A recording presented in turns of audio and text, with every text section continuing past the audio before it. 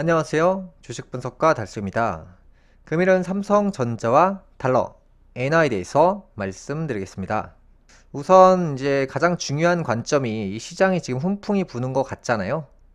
그래서 우선적으로 봐야 될 게 이 달러라고 했잖아요. 달러 시세가 떨어지면 외국인들이 한국 돈을 바꿔서 한국 주식을 산다. 이렇게 말씀드렸죠.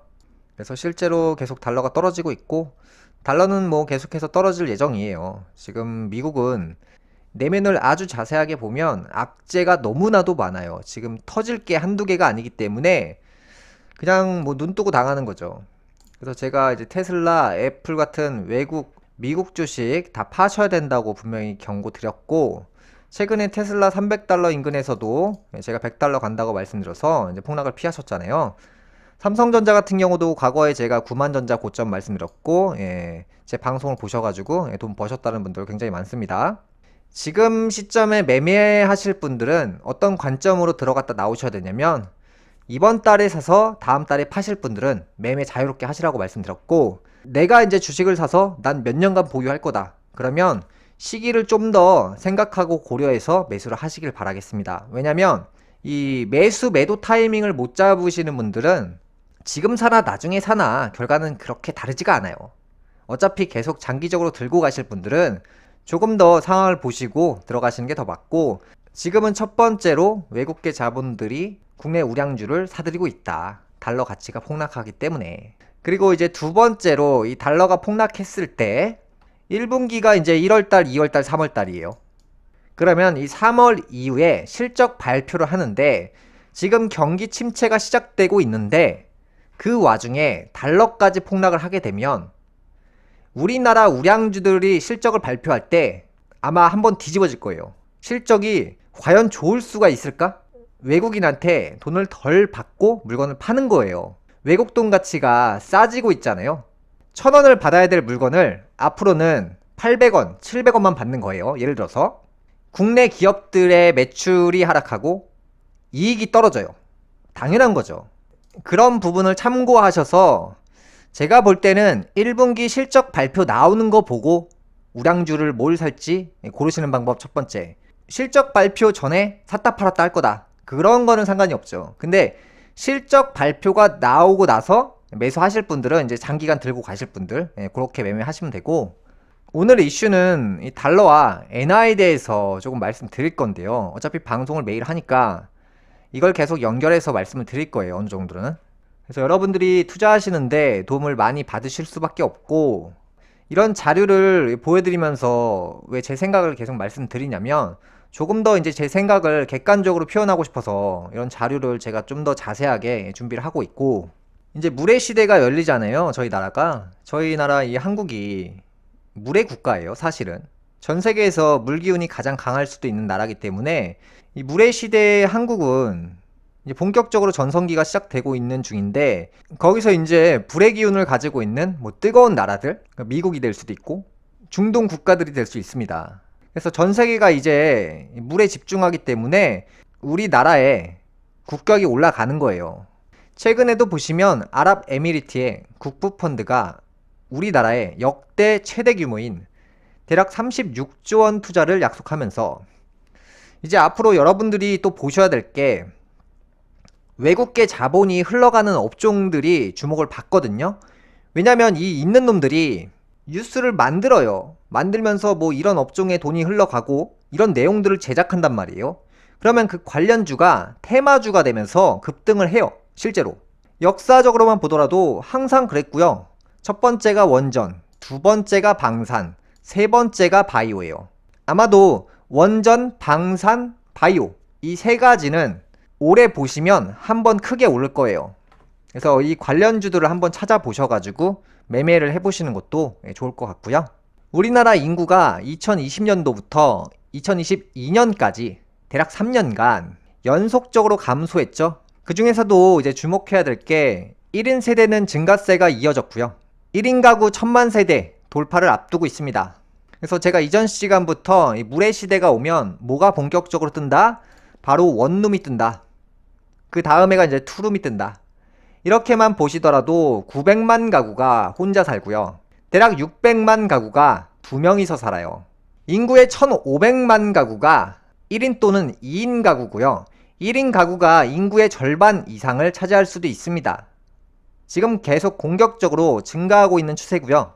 앞으로는 월세가 전성기라고 제가 누누이 말씀드렸죠. 그 중에서도 참 눈에 띄는 게 이런 거예요. 임대형 노인주택, 이제 실버타운이죠. 의료 생활 서비스하고 이제 월세 주거 형태가 결합한 형태잖아요. 그러니까 노인 부부가 독립적으로 그러니까 집을 구입하고 나가는 생활비나 여기 들어가서 한 달에 200만 원에서 400만 원 지출하나 동일하기 때문에 집을 팔고 이 실버타운으로 들어가는 세대들이 정말 많아지고 있대요. 이 안에서는 식사도 시간대 되면 딱 나오고 뭐 의료나 뭐 생활, 레저, 서비스 뭐 다 갇혀 있기 때문에 집을 소유한다기보다는 집을 판 돈으로 노후 생활을 보낸다는 거예요. 다달이 돈을 쓰면서. 그래서 국내 10대 건설사인 롯데건설이 시장에 본격적으로 뛰어들면서 이 시장이 앞으로 본격적으로 성장할 것 같아요. 그래서 앞으로 이제 부동산 시장 전망이 많이 바뀐다고 했죠. 그래서 부동산은 제가 매매하시면 안 된다고 했고, 아파트를 거주하고 싶으시면 그냥 월세를 거주하시라고 말씀드렸고, 이제 아파트를 매매하는 시대는 옛날 그 유행했던 그 시대는 앞으로 다시 돌아오지 않아요. 여전히 아파트가 계속 오른다고 믿으시는 분들이 있는데, 우리나라에 왜 부자가 많이 없는지 아세요? 예전 생각을 바꾸지 못해서예요. 이게 고점을 땅 찍으면 무조건 하락하거든요. 모든 분야가 다 그래요. 쇠뇌가 돼버리면 내가 고점에서 내려가는 것만 봐야 돼요. 한 10년 뒤, 20년 뒤에 정신 차리고 보면 그게 엄청나게 많이 떨어지고 있어요. 세뇌를 당하고 그게 풀리기까지 10년이란 시간이 걸려요. 그래서 항상 부자들은 소수밖에 없는 거고요. 이 생각을 바꾸면 누구나 부자는 될 수 있다고 봐요. 다음 이슈를 말씀드리겠습니다. 일본은 선진국 가운데 유일하게 완화적 통화 정책을 유지하고 있는데요. 지금 일본이 만약에 금리를 올린다. 일단 첫 번째로 국채 금리가 인상하고 있습니다. 그러면 실질적으로 금리를 올렸다고 봐도 되는데요. 이 금리를 올렸을 때 가장 타격을 많이 받는 나라가 어디냐면 이게 저울 관계거든요. 그게 뭐냐? 이런 식으로 요게 이제 일본이에요, 지금. 그 위에 누가 있냐? 바로 미국이에요, 미국. 일본이 이제 일어서려고 하면 미국은 추락입니다. 딱 이 저울 관계를 가지고 있는데 일본이 이제 본격적으로 자신의 색깔을 보이기 시작하면 그동안에는 거의 죽어 있었잖아요. 올해부터는 본격적으로 정책이 시행될 것 같아요. 대략 4월 인근. 그 자료도 제가 앞으로 계속 방송할 건데요. 이제 그렇게 된다면 일본은 올라가고 엔화는 급등하고 미국 달러는 폭락하는 거예요. 저울 관계이기 때문이죠. 일본은 기본적으로 미국 국채를 가장 많이 보유한 나라예요. 일본 예산의 25%를 미국 국채를 사들이고 있는 셈이죠. 그러니까 1년에 230조 원을 미국 국채를 사들이는데 사용하고 있어요. 미국은 그동안 뭣도 모르고 일본한테 국채를 열심히 팔아먹었죠. 이게 진짜 미국에게 터질 재앙인데 일본이 미국 국채를 산다. 이게 무슨 의미냐? 미국이 일본한테 돈을 빌리는 거예요. 예를 들어서 일본이 231조 원의 미국 국채를 사잖아요. 그러면 일본은 종이 쪼가리를 하나 갖는 거고 미국은 이 돈을 받는 거예요. 이 돈 플러스 이자를 더해서 만기 때 돌려주는 거예요. 지금 미국은 빚더미에 앉아 있다는 거예요. 일본은 받을 돈이 넘친다는 거예요. 일본이 본격적으로 움직이기 시작하면 미국은 붕괴가 되고 일본은 부자가 될 거예요. 엔화 가치가 제가 앞으로 상승한다고 말씀드렸죠. 미국은 가난해지고 일본은 부자가 될 건데 앞으로 방송에서 자세하게 말씀드릴 거예요. 일본이 금리 인상을 본격적으로 시작하게 되면 미국 국채를 사들이는 양을 계속적으로 축소할 것이고 나중에는 매입을 안 할 수도 있어요. 일본 금리가 인상한다는 것은 미국 국채를 사지 않는다는 얘기와도 같습니다.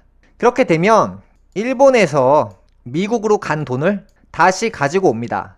그러면 미국의 달러의 양은 계속 많아집니다. 달러 가치는 하락합니다. 미국은 신용도가 또 떨어집니다. 일본은 갑자기 부상하는 거고 미국은 추락하는 거예요. 그동안 일본한테 돈을 아주 재밌게 잘 빌렸었죠. 하지만 일본에서 원금 회수를 하게 되면 미국의 몰락이 시작될 수도 있다는 거예요. 실제로 현재 일본은 미국의 국채를 매각하고 있습니다. 그러니까 미국은 어떻게 할까요? 일본한테 엔화를 돌려줘야 되니까 달러를 또 찍어서 돌려주고 있어요. 달러의 양은 더 많아지고 있어요. 참 신기한 게 미국이 정점을 찍고 안 좋은 일이 매일같이 벌어지고 있어요. 일본의 금리 인상 최대 피해자가 미국이 되는 셈인데, 제가 보기엔 올해부터 달러 신용도가 떨어질 것 같아요. 달러가 예전에는 이게 돈이었는데 이게 과연 돈이 맞을까? 내가 과연 달러를 들고 있는 게 맞을까?